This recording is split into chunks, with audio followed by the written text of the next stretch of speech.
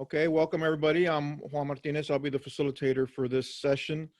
You are tuned in to Breakout Communities with Restored Voices, scheduled from 9 to 10. If you find yourself not at the right session, we'd encourage you to bounce out and find the correct one. We have 6 presenters today. We're still waiting for a couple of guys to tune in. And quite a bit to get into. So we're going to go ahead and get right into it so we can get as much discussion and let the gentleman tuning in share as much wisdom as possible. What we're going to do is we're going to go around the horn here and allow each of you to share a little bit about who you are. I'm going to get into the first question. So can I get a thumbs up from all the presenters to make sure you guys can hear me? All right, thanks, fellas. I know Rich can hear me already. So getting right into it, each of you has a different reentry journey and are serving your communities differently in different spaces and capacities. Would you please introduce yourselves and tell us where you live, how many years it's been since you've returned, and what you're doing now as a positive member of your community? I'm going to start off with Carlos Christian. Go ahead and unmute, Carlos. There you go. There you go. I've been released from prisons for 13 years now. So 2007. What is the noise to keep on dinging? It sounds like that's people coming in. Oh, okay. Let me see if I can eliminate that, Carlos. Yeah, that's. There is still people coming in, and I don't know that you can stop that sound. Oh, I see. Okay. Okay. Unfortunately. Yeah. So yeah, I got released in 2007, and yeah, I got released right when the economy was declared the Great Recession. For me, I would say we have somebody else. Difficult conversation for me. I have a.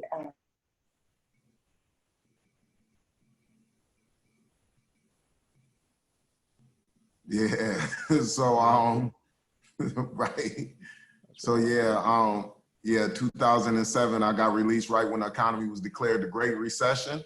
And so I've been home for 13 years now and been able to make some impact. I actually created the Starts Within organization in 2011 and been running it ever since, going inside of the prisons, implementing programming inside of the facilities. I seen one of the graduates who was on yesterday for the interviews from London Correctional, and he actually graduated from the Walking Logo. He had a life sentence. So we have been able to actually put people who have life sentences in our program as well. And the intentions on that was to make sure that that they still offered, something to the community. So we was able to put people in, and he was able to graduate, but now he's got parole. So I see that he's coming home. So a great thing. Just excited, man. Being a father and a father of 3 children. I got a 23-year-old, a 12-year-old, and then a 4-year-old baby girl. So just excited of making sure that they are on the right path and getting the right philosophy to do life in the right way. So just excited with that. So I'm ready to get rocking and rolling with today, though. All right, thanks, and thanks for dealing with the noises. Appreciate you, Carlos. Hey, James, would you share a little bit about your journey and how long you've been home and what you're doing around the community? Yeah, my name is James Battle Tested Clay. I've been home 3.5 years. To some people that's fresh, and some people that's a long time. I had to write it down because God's been really good to me. I'm a graduate and a spokesperson for the Montgomery County Office of Reentry. And through that opportunity, I've been in a documentary about reentry. I've done annual cancer walks for returning citizens. And I've been a keynote speaker at the Fatherhood Banquet for the Montgomery County Office of Job and Family Services. Yes, that. I am. Like all these compliments I took. Are you kidding me? There we go. Juan, you have the power to mute anyone. So if you look over and you see that somebody is not muted, just go ahead and mute them. Yeah, I'm on I'm on mute detail right now. Please, James, continue. Okay. I participate in fundraising and recruiting of volunteers for the Horizon Prison Initiative, which I am a graduate, and I was a community peer advisor, and been in a couple of magazines to promote the Horizon Prison Initiative, telling my story. I'm a representative of All In Community and the Healing Communities trainer. I'm a co-collaborator of the X Factor, which is a citizen service corps of returning citizens, where I've done a podcast show for reentry on 91.3 WYSO Public Radio. I am a board member and a friend of Jeff Daniels of the Welcome Home for Life Network. Jeff was a volunteer inside the prison, and we continue our relationship on the outside.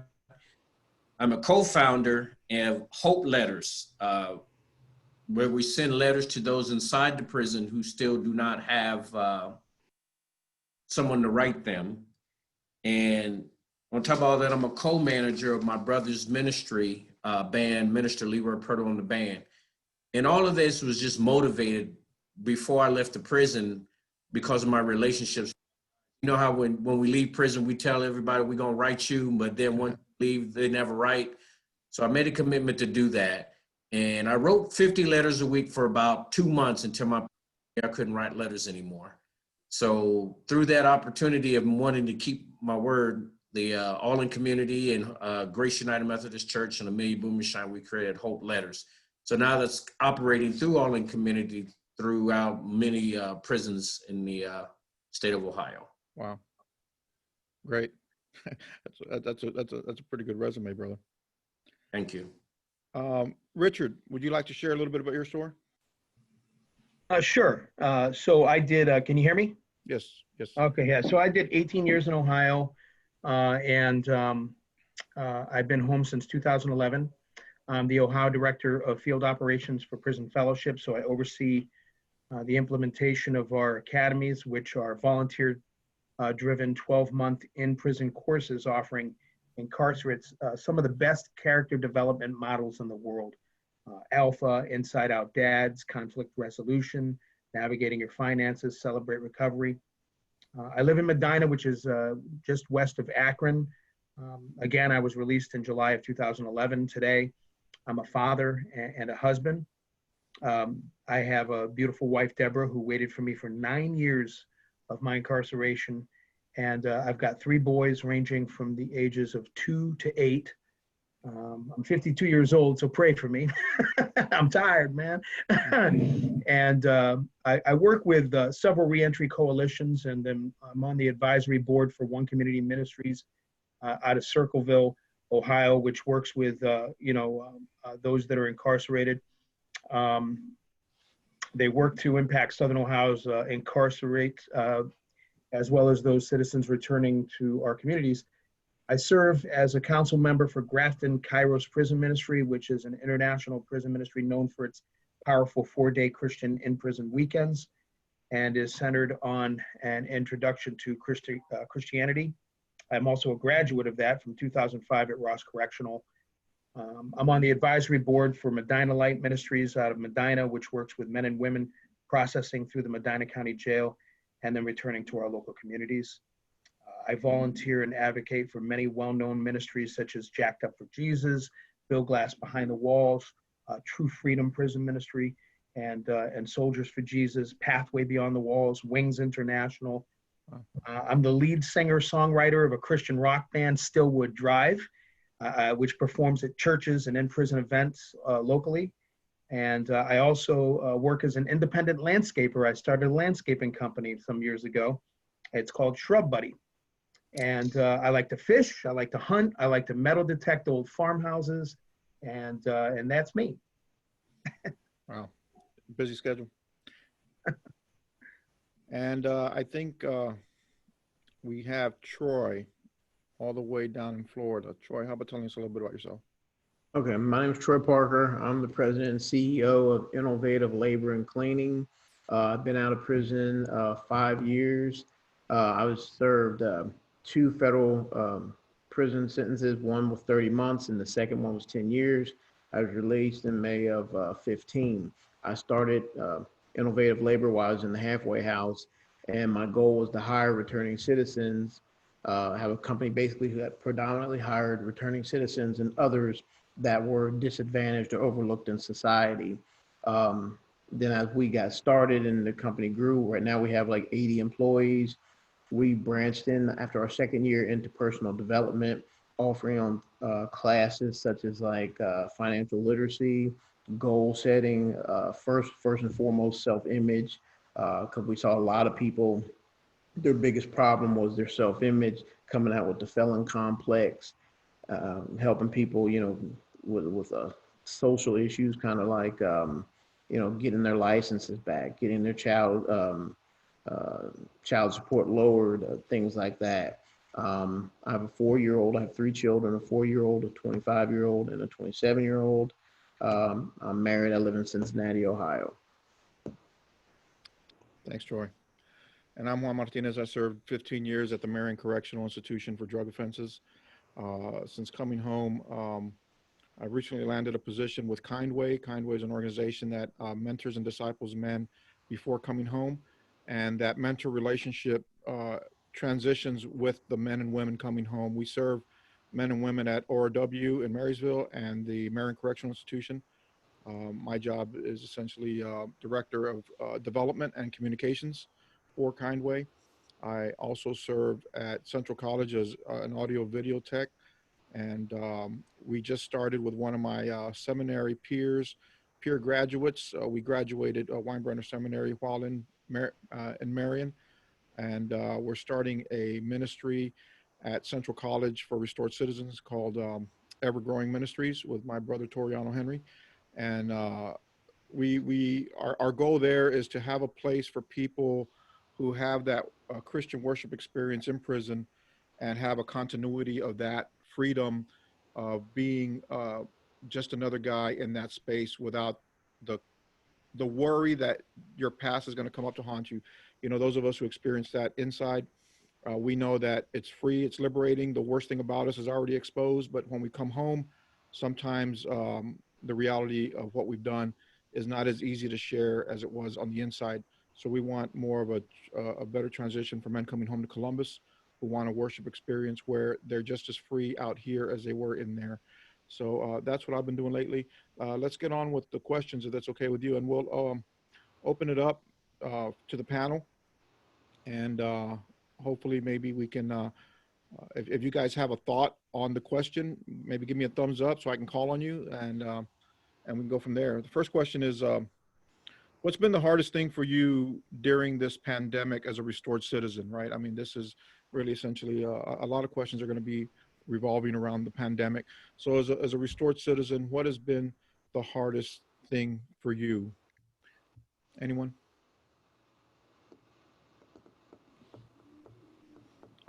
Yeah, James. A couple things. One, just taking care of my parents.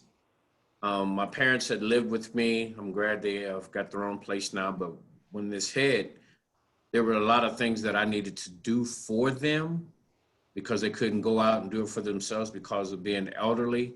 And so some of the things that they have, you have to tell them who you are and, you know, why are they living with you? Okay. And so a lot of times when you have to explain that you're a felon or anything like that, it throws a red flag to where, well, we have to call them. And it usually works out. It's just a fact, because if I just said I'm their son, that's fine. But the moment that I have to tell them why and what for, they need credentials or something like that. And then that's when you get the second take. And the other one is not too bad, is because the pandemic, the APA parole, the office up here is now closed. So all the POs are mobile.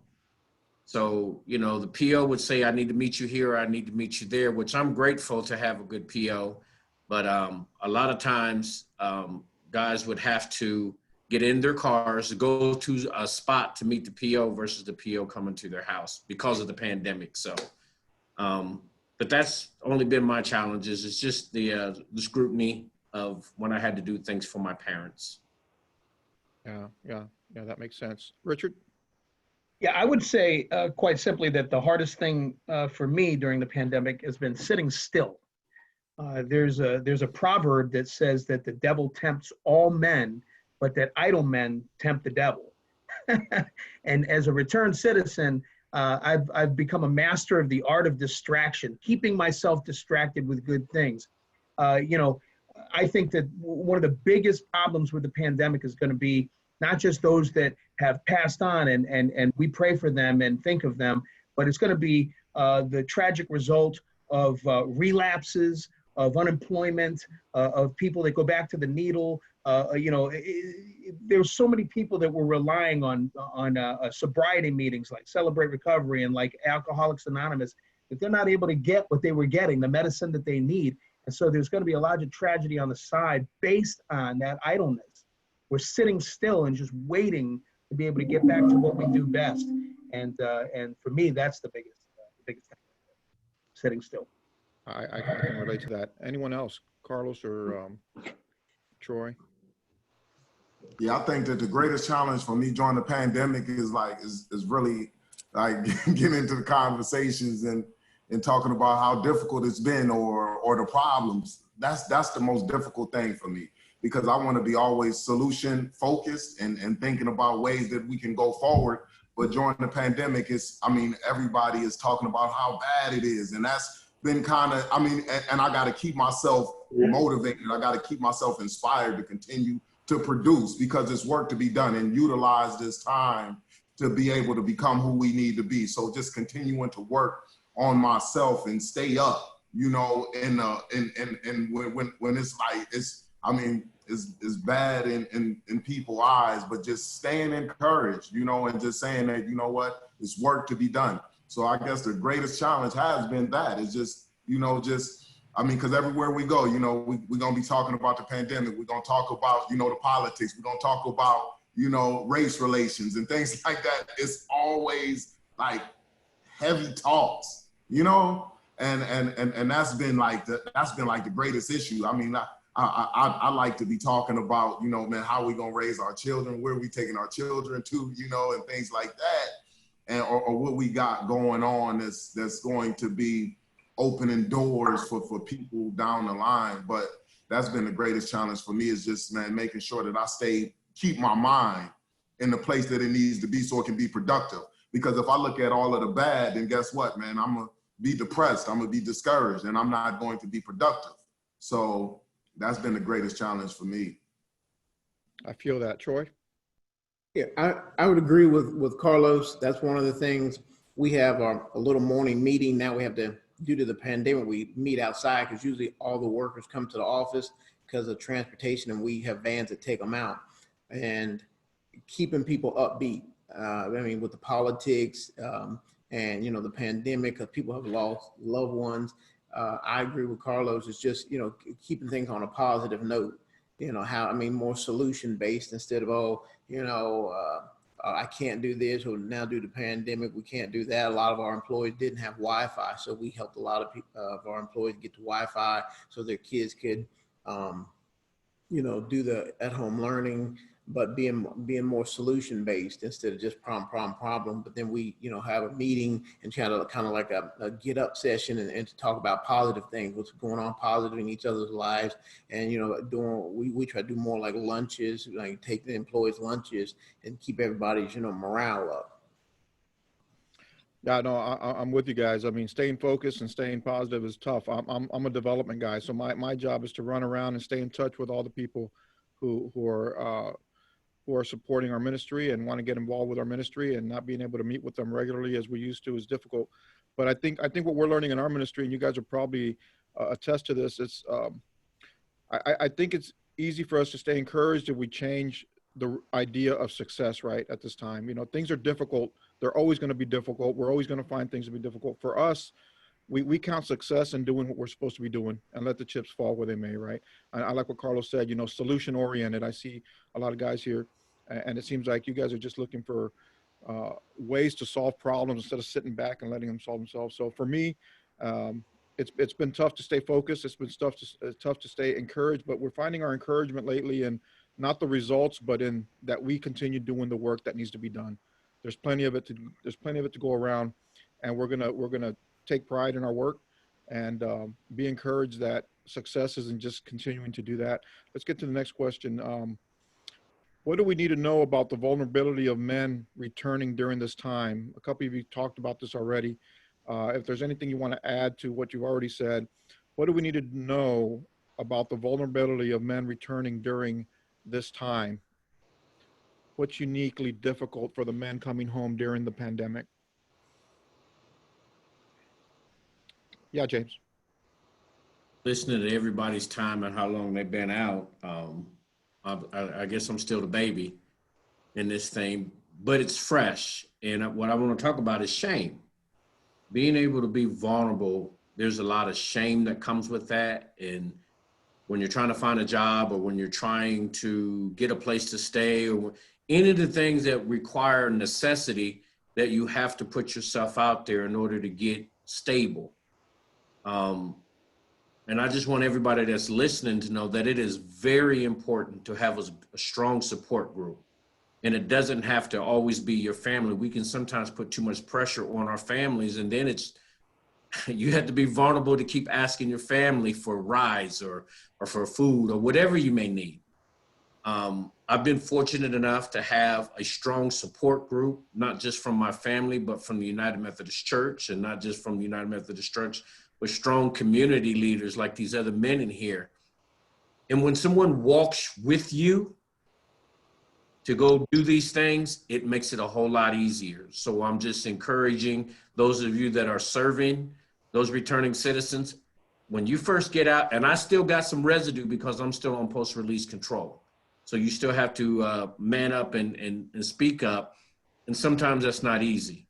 So all of you that are supporting, and all of you that are helping us, I just want you to say, I want to say thank you. And just remember that we can have the tough man look and tough man face, but on the inside, we're still nervous and scared and shameful about some of the mistakes that we've made. Thank you. While you guys think of something you might want to add, I'll just add that one of the things that makes our people returning very vulnerable in this time is during normal conditions, we are fighting for jobs in a tough job market. Things were nice before the pandemic. It seems like we couldn't fill enough jobs with the guys coming home and the women coming home. But lately, jobs are more scarce, it seems. And so, for the few that are out there, I think our men and women are more vulnerable now because we're competing for jobs that are more scarce. So that's something to keep in mind. It's always great when people offer supplementary income, people who are attached to our ministry saying, hey, we're going to clear out 2 acres of land. You know anybody in your network that would like to come out and help, and we'll pay, and contract work, stuff like that. That's always helpful to keep that in mind, that there are other ways to help people coming home earn some supplemental income, because that's what makes them vulnerable if they have no way to, just fulfill their most basic needs. Anyone else? I think that what makes us the most vulnerable is just, again, the way that we perceive, things to be. If we looking at it as, man, hey, man, what I don't have, and that's what I always work with guys when they inside is starting to look at, man, the things that they got, because you can only build on what you got. You cannot build on the things that you don't have. And if you start to get, if you start to focus on the things that you don't have, then guess what? You will start to lose the little bit stuff that you do got, right? Because your focus is on the things that you don't have. So then that's what I always, encourage guys, is just to, man, let's work with what you got, right? Because that's how you're going to be able to continue to build on more and get more, because you're working with the things that you got, and let that thing multiply. But it's just about having that positive outlook. And one of the challenges is not being able to get connected with the people who also has positive outlooks as well. So I always encourage, I say, man, you got to get on Facebook and get on people's pages who talking about something. You got to get on YouTube with people who talking about something. It doesn't even have to be people who are in your presence, right? If there's nobody around your immediate area, that is talking about things that, because remember, everything about what we deal in life with is about our mind. It's all mind centered, right? If our mind is in the right place, then we will be able to overcome anything that's in front of us, but we got to believe it. If we don't believe it, then guess what? We will succumb to the obstacles that is in front of us. So then that's why during this time, I've been able to write my book, my third book, right? And that's what I've been focused on is like, man, I need to put stuff out there to continue to give people the information. So then I encourage people, I say, man, go ahead and read the books. I've started to dedicate myself to reading books now. Like I haven't really been that person to read books, I'm gonna be honest. I rather would watch TV, right? Watch the movie of the book instead of reading the actual book. But I said that, man, I gotta discipline myself and incorporate some of these disciplines. So I always encourage guys, you know, to incorporate disciplines that's going to get you to the destination that you want to be at in life. And if you don't incorporate these disciplines, then it's just not going to happen. It doesn't even matter if things are not there for you or what, but it's important that we have that mind. Rich, James, let's build on this stuff, man. I see y'all raising y'all's hands, man. Let's make this thing go.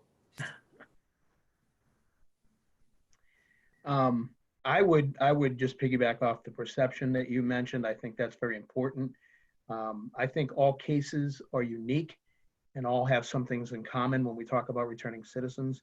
There's a difference between a first-time offender returning home after a 6-month or a 1-year conviction and someone who's coming home after 15, 20, 30 years or more. There's variables there. So identifying the case by length of time served, the age of the returned citizen, region that they're going to be returning to, whether urban or rural, cultural, financial barriers, whether or not they'll be under supervision or not, the type of offense they committed to get and got convicted for, how they spent their time while they were in prison, whether they were engaged in positive programming and vocations, educational opportunities versus did they just lay in bed all day. Every person has unique qualifiers and disqualifiers that need to be looked at with a lens of compassion when considering a roadmap to success in the elimination of vulnerable points. An assumption in these specifics can lead to vulnerability and sometimes, unfortunately, failure. For example, in my own experience, I was assigned a parole officer in Elyria when I lived in Medina. And even though Medina has, that was even though Medina had plenty of officers available, they decided to assign me to Elyria. Now this required a monthly visit, which was 41 miles away from me. But for me, it was a simple inconvenience, which I handled. I had a car, I had a job, I could make the monthly trip. But for someone else who has different set of barriers, this would not only be an inconvenience, but perhaps even a burden, leading that person to feel encumbered, anxious, depressed, feeling hopeless. And these are the, these things then lead to the occasional outburst of anger, relapse, supervision violations. These are the details that should be identified and understood prior to release. If a person doesn't have a car or employment opportunities, do we really want to set them up for failure by making terms of supervision very difficult? There's also common characteristics that all returning citizens have in common. The need for employment or, if necessary, disability or support income, the need to for reliable modes of transportation, documentation such as birth certificates, social security card, driver's license, state ID, shelter, food, clothing. These are, there are spiritual needs, psychological needs, peer support needs, aftercare needs. Getting out is exciting. It's highly volatile in many ways as well. It's scary. One thing I recall is the silence. When I first got out, I went from the clanking of keys and the slamming of steel doors and the gambling and the noise and all the riffraff. I mean, even the air conditioner units that run in some of those dormitories are very loud, and you don't even notice after so many years go by. When I go to a suburban area and I'm sitting in a home out in the suburb, and it's like pinprick quiet. I don't hear anything all of a sudden in a flash. And you want to talk about post-traumatic stress. You remember the movie Castaway? where Tom Hanks spent 6 years on an island and then all of a sudden he's sitting on a sofa with a glass of ice. That's post-traumatic stress, man. There's a level of PTSD that every returning citizen experiences. Now you add in that worldwide change, that plague. Imagine this scenario. The last time Joe Citizen walked into a convenience store with a mask on, he was sticking the joint up and holding a gun. Now we're demanding that he wear a mask into all convenience stores. So you want to talk about a flashback, that's vulnerability. There's many, many such things to consider when we discuss vulnerability, and the narrative has to be second chance worthy. It just has to. Good stuff, man. Troy, you have something to add to this one? Yeah, I would agree again with Carlos. With you guys going into the prisons, I've never really been back into the prisons to talk to anyone.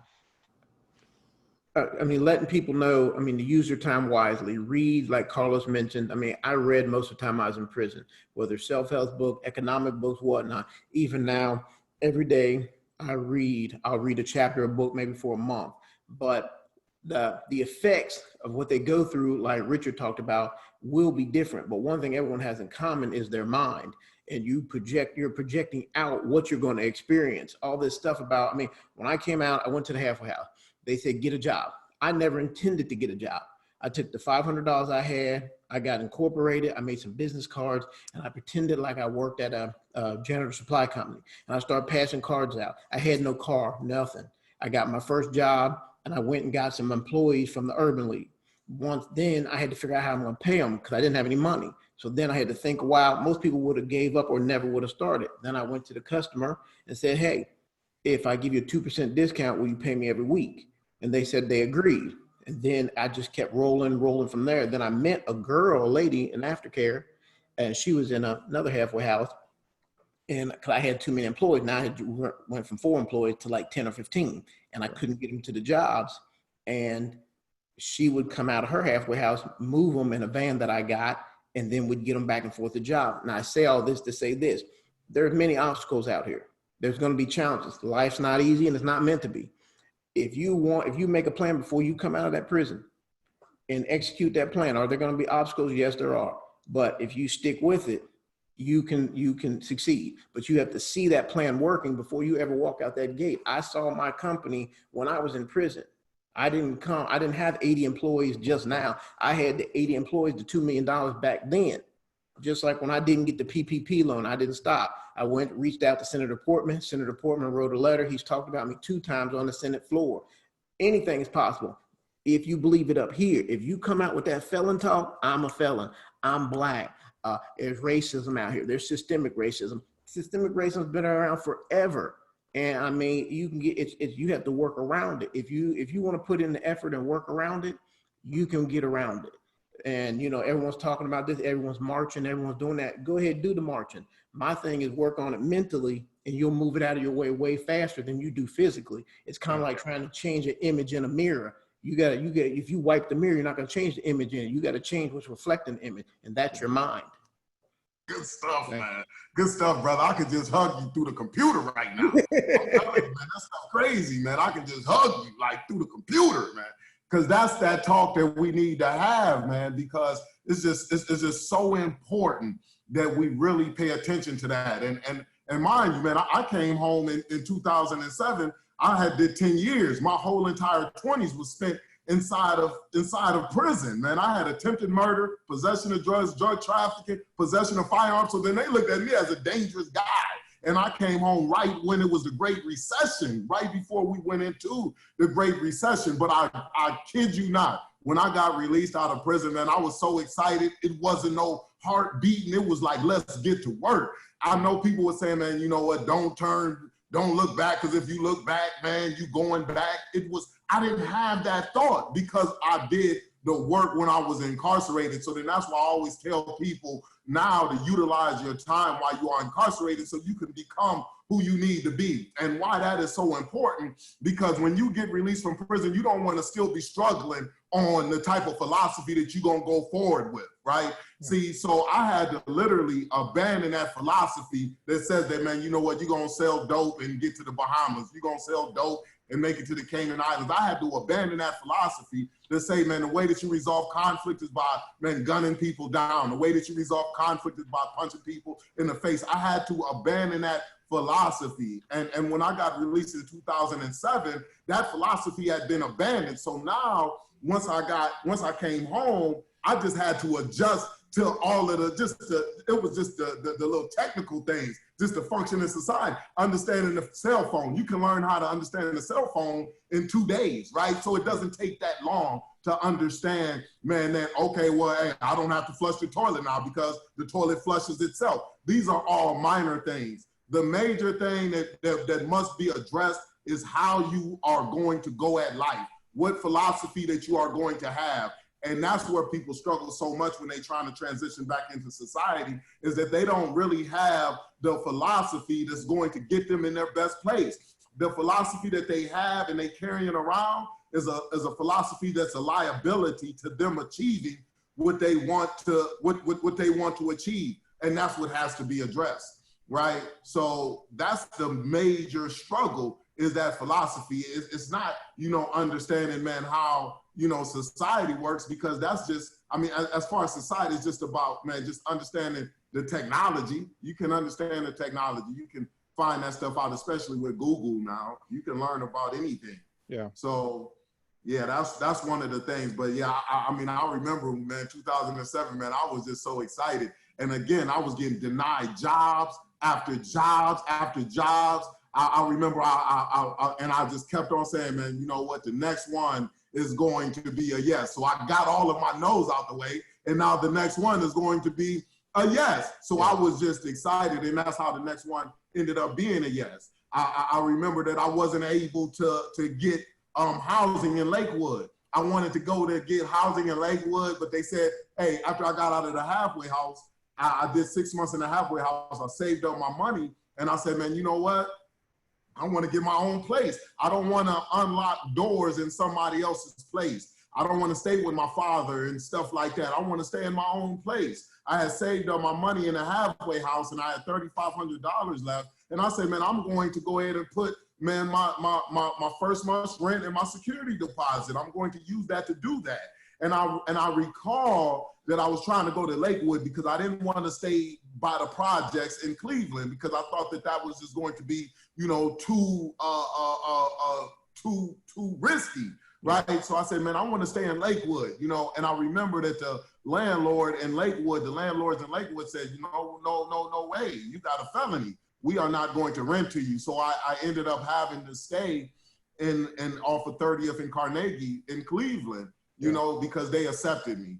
Right. But that was a challenge. But when I went through that again, it's about the way that I looked at it, because I said, you know what? Yes, Roach is all in my place, but guess what? It's my place. Yeah, I'm not in Lakewood where my brothers and stuff is at, and they got places on the lake. But guess what, man? I'm not in prison. And because I looked at that, I put myself in a position to be able to continue to level up, man. And that's so heavy. It's just the mind. But I can remember those different challenges that came at me. They were not greater than the challenge that was within myself, and saying that it's okay to be, that father. It's okay to be an individual that doesn't, man, rest on a prison bed somewhere. It's okay, to have a philosophy that's not going to bring about these type of results. It's okay, so. Yeah, Los, you're the exception. There a lot of guys are exception to the rule. There are people who don't come out with that philosophy, and it's important to deal with that on the inside and be able to take kind of ministries and programs that you guys facilitate and offer to the people on the inside. Also on the call, we have a lot of people who are community members, people in the community who have questions about what they can do with regard to their position. Some of them there are a lot of people on this call who are volunteers. You recognize some of the names, I'm sure, who go in and are not ex-felons, but are part of the community, who are sympathetic, right, or empathetic to those returning, especially during this time of crisis for the entire nation, but in a unique way for people coming home. So these next couple questions are going to be about, from their perspective, like, why is it important for the people out here to support returning neighbors during the pandemic? Why is it important? I think you guys touched a little bit on it. Why is it important for the community to support those coming home? And I'm going to go ahead and merge it with the next one. Where do community members need to step up, collaborate, and offer resources to create a better community of care upon reentry, right? What can the local communities do? I'm combining them both because we're down to about 15 minutes.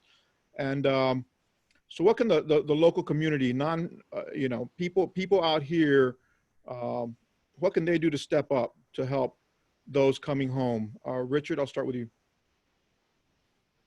So for, the question in regard to why is it important to support specifically our male returning neighbors during the pandemic, male incarcerates make up a much larger percentage of our current prison population.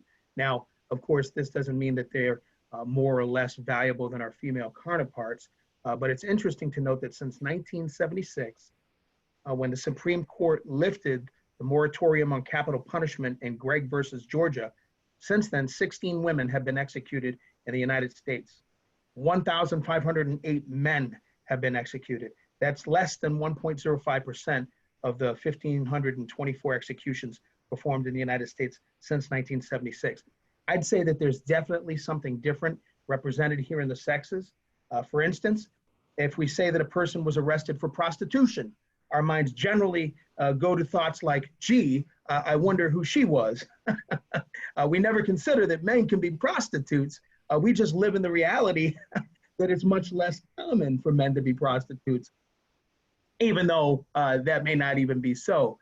Or if we hear on the evening news that a serial killer is on the loose, we're less likely to assume just based on the plain facts that it's a woman. So regardless of where you stand on the anomalies, it's important to note that we have an incarcerated man problem, that men are often the role models and leaders in their home, and that oftentimes behind the incarcerated woman is a man who steered her or stirred her in the wrong direction and manipulated the circumstances.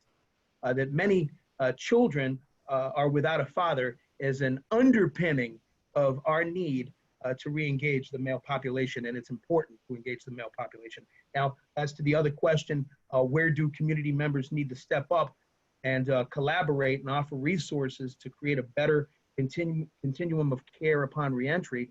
Well, I'd say this, give until it hurts. Apply extra portions of compassion with wisdom.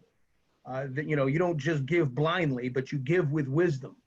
There's little else more important to a returned citizen than compassion, an open door, a legitimate smile, a warm regard.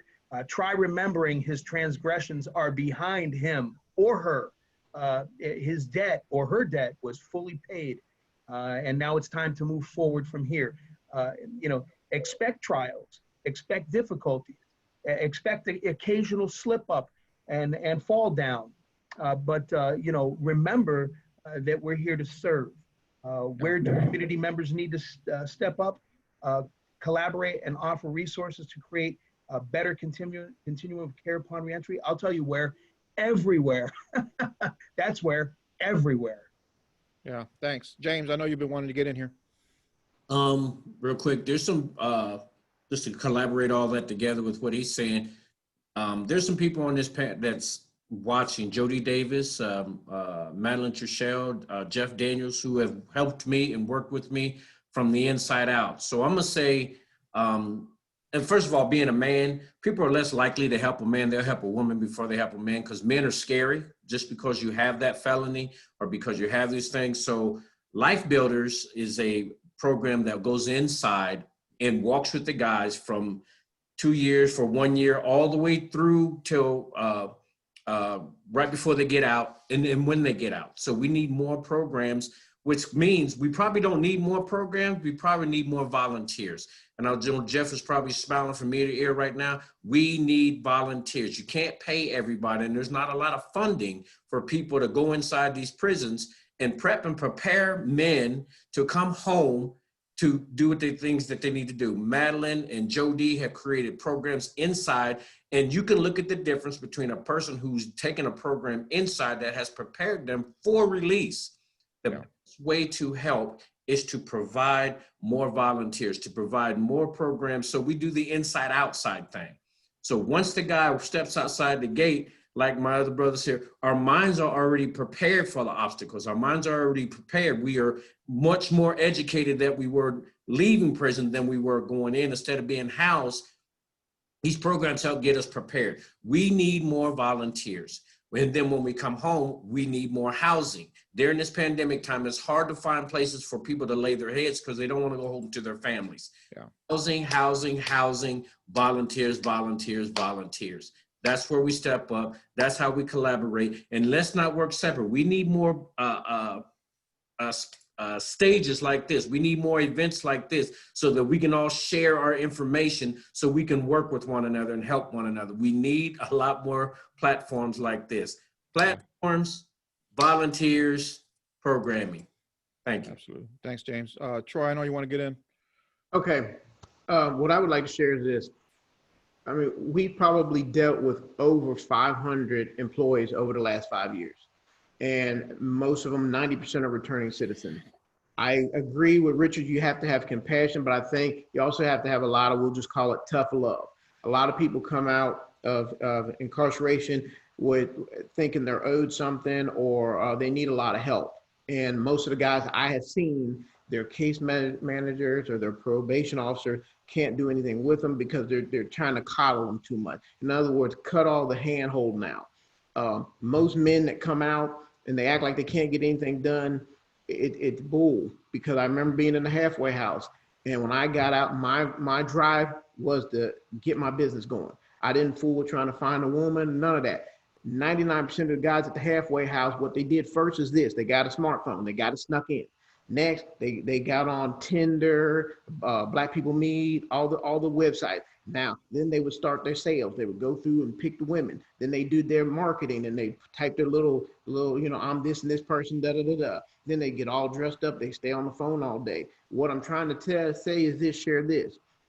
When they want something, most men, when they get out, first thing they want is female. When they want something, they will systematically go after that plan until they get that first date, they get that woman. But now ask them to go get their driver's license or find a job. Then it's, well, I can't, it's all these excuses. That felony only stops you when you want it to. If you want to find a way around it, you can find a way around it. And most guys, I haven't met anyone who was so mentally messed up where they couldn't get the things they wanted. Every guy I was with in the halfway house, all the guys that work for me now, and I get them, they'll come in, and then when you see them out in public, they're all dressed nice and everything. But they'll come with these sad songs and all this, well, man, nobody give me a break, da, da, da. And when you give them a break, a lot of them, not all of them, they're the first ones that give you problems. They'll come back saying, oh, this guy's racist, and da, da, da, da, and he talked to me wrong. And I'm like, well, the COs in prison, how'd they talk to you? Well, yeah, I'm like, so you can deal with it. It's just they get out here and they lower their standard. But if you have a family and you want to get to an objective, I don't care what stood in my way. I was going to get this started. So whether it was this man talk to me, man, or these 10 men, I'm going to do what I have to do to get from A to B. And that's what they have to understand. So give them help. But a lot of times I see a lot of guys until they get to us, they've been getting too much help, too many excuses. And when they get to us, because they meet somebody who's been in the joint, and I'm like, hey, don't start that with me, man. Yeah. They'll be like, man, I don't want to ride in this van all trussed up like this. There's too many people in here. I'm like, you drove down, well, I'm shackled up in a van, didn't you? Then they shut up and they ride in the van. Right. They'll say, well, this white man over here talked to me wrong, man. And I'll be, well, how'd the CO talk to you? Oh yeah, you right. I'm like, all right. I'm like, at least you're getting paid here. So if they want to work, there's work. There ain't, even with this pandemic, I don't want to hear all this stuff. Oh, there's no work. There's plenty of work out here. I had 2 guys go to a job yesterday, came out of halfway houses. They didn't want to work. Like, oh man, this man, he don't want, he's this, he prejudiced, he's this. If you look for prejudice and racism, you're gonna find it. If you look for a job and want to make money, you'll find that. Right. Appreciate And with that, Troy. that being said, that's heavy duty because it's just about understanding. So the mentors who are here and want to help, that's the best help that you can give, is to understand what help is, understand what support is, right? If we don't understand what support is, it's kind of difficult to be able to give it. And then we'll give what people are saying that they want. It's not actually what they need, right? So if you leave it up to the person who's coming home, they're gonna be like, man, hey, this is what you need to give me. This is what you need to give me. And they telling you everything that they want, but not exactly what they need. So like the brother was saying, is that, man, jobs is out there. It's just that you got to be willing to work. You got to be willing to do that. And when you are working with this population, you got to see the best in that individual. So your support for me is to see the greatness inside of me, not to see, man, all of the lack that I have. I want you to see, man, all that I have, you know, everything that I got, right? So, and when you do that, now that helps me to elevate, and that helps me to live up to that expectation. But don't have your expectations of me so low to when I tell you, man, you know what, I can't get my license, and you just accept it. And you say, well, let me go ahead and get you your license for you. Let me go ahead and do all of that for you. Yeah. And I know that it's tempting to do that when you don't understand. So then that's why it is so important that you understand or get behind organizations that do understand and put people in place. Right now, we had a New Covenant Believers Church where they have sponsored a mentor for me, you know, for the Starts Within organization.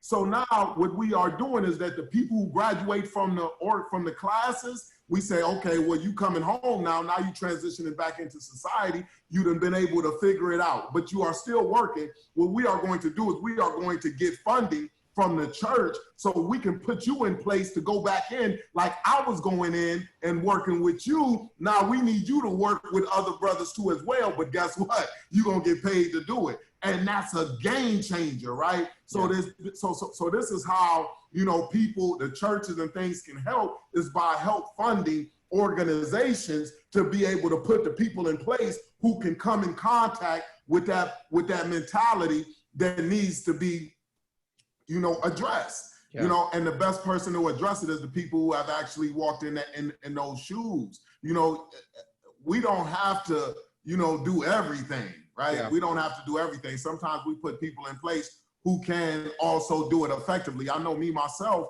I mean, I can talk to that guy, you know, I can talk to that juvenile, you know, that 13, 14, 15-year-old who is committed to selling dope and saying, man, I'm about to do whatever I need necessary to get it done. I can talk to that guy right now in this day and time because of what I've been able to get done and where I'm at. And they see where I'm at and they say, man, I want to get there too. And then I tell them what the requirements are. Yeah. That's game changing, right? That's game changing. So there's programs out there like that. I know Starts Within organization is definitely a program that gets it done in that manner. You know, it's just attacking that mentality that continues to perpetuate a culture that puts us in places of prison. And I'm not talking about a physical prison. I'm talking about mental prison. If I can't believe I can become, then I won't never even try. Right. But you got to see me as being something of value. You got to see me as being something that can contribute to your heaven. Right. If you don't look at me as being something that can contribute to your heaven, then you're not going to go all the way in to get me to the place that I need to be. When I come and work with brothers, I give them everything that I have because I look at brothers, everybody, as a part of my heaven. It can't be heaven on earth if a whole part of the population don't have the right mentality to be able to function in society, right? So I appreciate that. Hey, Lois, we're down to 5 minutes. I know these guys want to get something in. What I appreciate that all of you said is you can't put enough emphasis on the effect of a peer to affect change in another guy, right? A guy who has broken the glass ceiling, so to speak. It kind of anybody else of their excuses. I would say what I've seen over time succeed is a few of you guys have spoken on this, how mentors going in and transitioning through that transition process helps establish that the rules of engagement. How do we engage people? The honeymoon syndrome is over when we engage them inside, so that by the time they get out, we already know how to talk directly to people about stuff. Now, we can do it as peers of people coming home. You know, you can miss me with that nonsense because this is what's happening with other people who are just like you and they're succeeding. So we can speak to the heart directly without fear, just like we did when our bunkie wasn't, you know, he needed to get in that water. Well, we were going to tell him. So out here, we're able to speak directly to people. So you can't underestimate, you have to appreciate the ability to not rebuild something that's already working. The peers that are taking the mantle to carry forward this movement, there's a lot of effect in that. We can influence our peers when they come home because we've lived it, and they're not going to get anything over on us. But for the people who are on the call, I appreciate what you guys are saying because it's really bringing an awareness to them about what they can do and how they can contribute to create, even somebody said earlier, create more spaces like this, or if you're not able to go in, create a space out here where peers can get together and talk about responsible behavior and eliminate the excuses that everybody else is making. I know two of you, we're short on time here. Troy, you had something to say, and I'm going to pass over to Richard afterward. Yeah, okay. I was gonna say, I never say people are criminals. And like myself, I never said, hey, I'm a felon. I'll be like, okay, I have a felony. But in the drug program, I took a 9-month drug program. They talked about criminal thinking. And everyone knows, all you guys have been in prison. Guys act a lot better in prison. There's a respect level. There's your word means something. Then when they come out here in the society, they forget that. And then when they see they can get help, that criminal mentality starts and they start the manipulation. And that's what a lot of what I see that I have to work with my employees and then bring them back to, hey, wait a minute, you know, you didn't do that in the joint. You know that do it. And they're like, oh yeah, you're right. I mean, if you borrow money from somebody out here, you know, when you get out, they won't pay it back. And with the black male population, 90% of my black males won't go get a license. I had a car, the first car I got when I got out of prison. After I paid it off, I said, okay, I'm gonna give it to one of my guys. I said, you guys get a license. First one gets a license, you can have a car. None of them would get the car. None of them. They sit around. One went and bought his own car, still didn't have a license. Then he got that towed and called me and asked to borrow the money to get it out the impound. So what I'm saying is some things, I don't know with black male population, they just don't want to follow the rules. They always want to put the cart before the horse. They'll get the car, not get the license. And they have to realize that, and that's why I keep trying to tell them, hey, there's the procedure, there's a system how you have to do this. And there is no glass ceiling. Everybody keeps talking about a glass ceiling. There ain't no damn glass ceiling. That glass ceiling's in your head. Just like there was nothing to keep the slaves on the plantation. Your fear kept you on there. I mean, look at somebody like Madam C.J. Walker. This woman was born a slave and turned out to be a millionaire. We don't have it that bad, even after we come out of prison. If they could have made it back there, the Harriet Tubmans and whatnot of the world, we can make it. But there is no glass ceiling. I don't know where people get this from. I appreciate that. Hey, Richard, just so the rest of you know, we're at the 10 o'clock mark. We're going to go about 3 minutes, and then we're going to have to I'm just going to close by saying that there's a call right now to the faith community and to employers. Look, if you want to assist with successful reentry in our communities, do the following: hire, employ, engage, entrust, encourage, embolden, hearten, reassure, inspire, embrace, stimulate, motivate, comfort, commend, serve, attend to, and don't just forget, pray for our returning brothers and sisters. If you have an empty chair, invite them to sit. If you have an empty bed, invite them to sleep. If you have an empty car, invite them to drive. If you have an extra loaf, break bread. Be a shoulder to cry on. Be a hand to hold. Be a look of approval, and give them one of the most valuable gifts that anyone can give an ex-offender, and that is the benefit of the doubt. That's to say, will he or she fail? I doubt it. Will he or she steal? I doubt it. Will they commit another crime? I doubt it. Will they relapse? I doubt it. Will they go back to prison? I doubt it. I doubt it. Appreciate that, bro. James, did you have a last word? Yeah, I just typed it in for everyone that Horizon Prison Initiative is an inside residential program. Life Builders is an inside program. And for those programs, and get a hold of these people because they need funding and they need volunteers, and to collaborate with All in Community and Welcome Home for Life Network because they need volunteers and need help. And we're doing 72-hour packs, which means you don't have to put a pack together, but you can donate to have a pack made, which is 72 hours for men and women to get what they need when they walk out the gate. That's another way to collaborate and help. Thank you. You know, for the faith communities, I would just end by saying to everyone, Troy, Carlos, Richard, James, thank you for everyone who's attended. Thank you for tuning in. My chaplain in Marion used to tell me the best form of love is the truth. And, you know, the truth when we speak to people returning is so impactful. Just being direct and honest establishes the right expectations so that we set the relationships off on the right foot. You know, we can be compassionate, but we can be firm.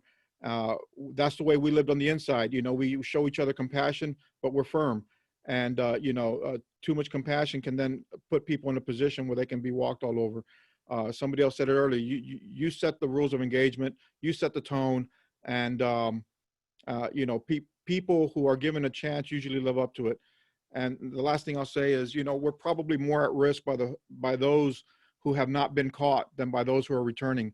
So, you know, giving people a chance, what Richard said and everyone else is, give them the benefit of the doubt it's usually a better position. Yes, sir. Man, this is important. This is important right here. I can hear you, brother. Go ahead, come on. This is important. I want people to hear. 2 minutes, bro.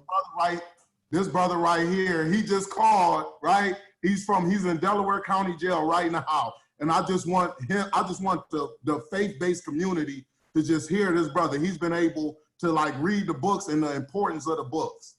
Brother, go ahead and speak. Listen, I had a choice to read any book in here. They brought this bookcase in here. They got the Carlos M. Mitchell Walking Logo book, the white and black version. I already read Prison Without Bars. Oh my God, when I picked this book up, it's my freaking life in a nutshell. It's the blueprint. I'm only, right now I'm on the 5th chapter. I underline every single detail that is literally my life to the point to where I have my girlfriend. I wake up every morning and read it with her. She on the phone too. I read her every single thing that's about. It's literally the same thing I'm on. I'm sitting in Delaware County Jail right now for a felony 5, a $1,200 situation, and I shouldn't even be here. It's a non-violent case, and I understand my situation. Hey, Lowe's, tell them to wrap it up because we gotta sign off. They're coming on with another session.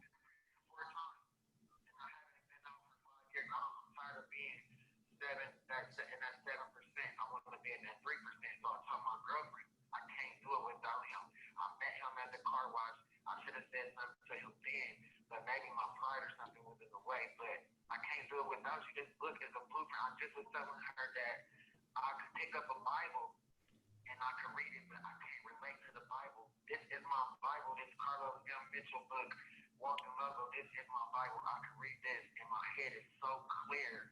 Like my book is so clear that I know I can't do it without it. Like I don't have those relationships that you're talking about with the job people.